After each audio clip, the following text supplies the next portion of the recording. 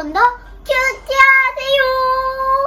재판장의 사명을 사는 성도라는 제목으로 오늘 묵상하겠습니다.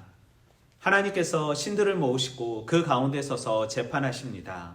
언제까지 너희는 불공평한 재판을 하려는 것인가? 언제까지 악인의 편에 서려는가? 가난한 자와 고아를 위하여 판단하며 곤란한 자와 빈궁한 자에게 공의를 베풀며 가난한 자와 궁핍한 자를 구원하여 악인의 손에서 그들을 구원하라는 것입니다.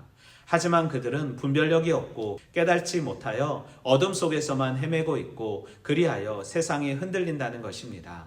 너희는 신들이며 다 지존자의 아들이나 너희는 보통 사람처럼 죽겠고 고간에 하나같이 넘어질 것을 말합니다.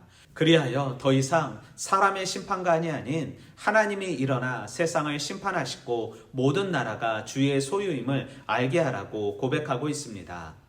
시편 82편은 하늘 법정에서 악한 일을 벗삼는 신들에 대한 하나님의 심판이 있음을 말합니다.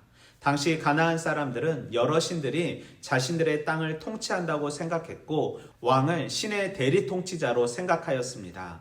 그러나 그 왕들이 정의와 공의를 드러내지 아니하니 그들을 심판하실 분이 하나님임을 하나님이 오셔서 그들을 심판해달라고 시편 저자는 말하고 있는 것입니다. 그래서 신들이란 표현은 당시 공의와 정의로 재판하였던 재판장들을 가리키는 것입니다. 하지만 그들은 공의와 정의가 아니라 자신의 뜻과 자신의 이익대로 심판하였음을 말하고 있습니다.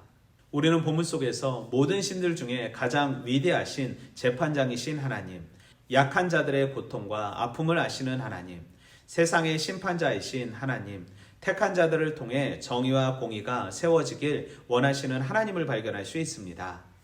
시대가 폭력적이고 욕망적이며 혼란한 이유는 수많은 사람들이 자신들이 믿는 것을 신으로 만들고 생각하며 의지하기 때문입니다. 그러니 절대적인 정의와 공의는 사라지고 상대적인 진리로 인해 시대가 혼란해지고 복잡해진 것입니다. 약육강식의 시대, 황금 만능주의 시대, 외모지상주의 시대, 그것을 절대적으로 최고라고 생각하므로 시대는 병들어 있습니다. 이 세상의 모든 문제를 해결하신 분은 오직 하나님이시며 하나님의 마음을 품고 살아가는 우리에게도 책임이 있습니다. 성도가 성도의 삶을 살지 않을 때 세상은 요동하고 흔들립니다. 요동하고 흔들리는 세상 속에서 하나님의 선하심을 드러낼 때 안전함을 유지할 수 있습니다. 하나님이 일어나 이 땅을 통치할 수 있도록 살아가며 하나님의 공의와 정의를 보이는 것이 성도의 사명이며 성도의 삶입니다. 하나님은 이 세상을 하나님을 모르는 사람이 아닌 하나님의 말씀을 알고 하나님의 은혜를 깨달은 우리에게 맡겨주시고 그것을 위해 기도하고 통치하라고 말씀하십니다. 세상의 악한 방법이 아닌 사랑과 섬김의 성경적인 방법으로 살아가길 소망하고 다짐합니다. 하나님의 때를 기다리며 절대로 세상에 굴복하지 않는 삶 살기 원합니다. 내 삶을 통해 하나님의 공의와 정의가 일어나길 소망합니다. 나의 힘과 능력과 재능을 나의 욕망을 이루기 위해 사용하는 것이 아닌 하나님의 온전한 뜻이 이루어질 수 있도록 사용하길 소망합니다. 오늘도 말씀으로 화이팅!